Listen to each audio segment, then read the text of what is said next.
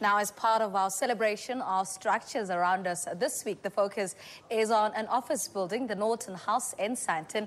Architect Candice Olver particularly likes this building because of its beautiful use of spaces inside and its innovative design outside.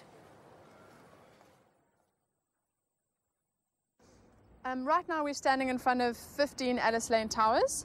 It was designed by Paragon Architects for the developers ZA and Tiber projects. Right now it's the home to Norton Rose attorneys. It's 17 stories high and 24,000 square meters. The tower is mainly constructed of concrete, glass and aluminium. The towers, for me, breaks away from the conservative corporate architecture that seems to have dominated Johannesburg for so long.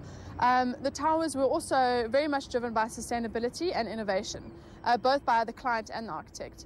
So I think it proves that, these aspects can be economically viable, as the building was commissioned and built during the latest economic recession. Alice Lane Towers has definitely, for me, raised the bar in the design of corporate architecture. The towers have permanently redefined the silhouette of Sandton, and I believe that it's redesigned corporate design.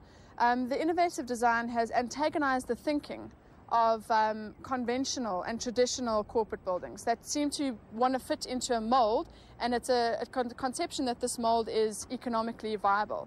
But I think that this building has set a benchmark from which now in the future corporate buildings can be design driven, and it proves that there can be a value in design in terms of rental potential.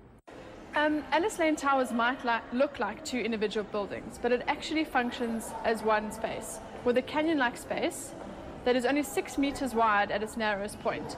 So this dramatic void that you see behind me is anchored and held by a white gasket, which you'll see, which houses the lifts and from which bridges fan out and spiral upwards.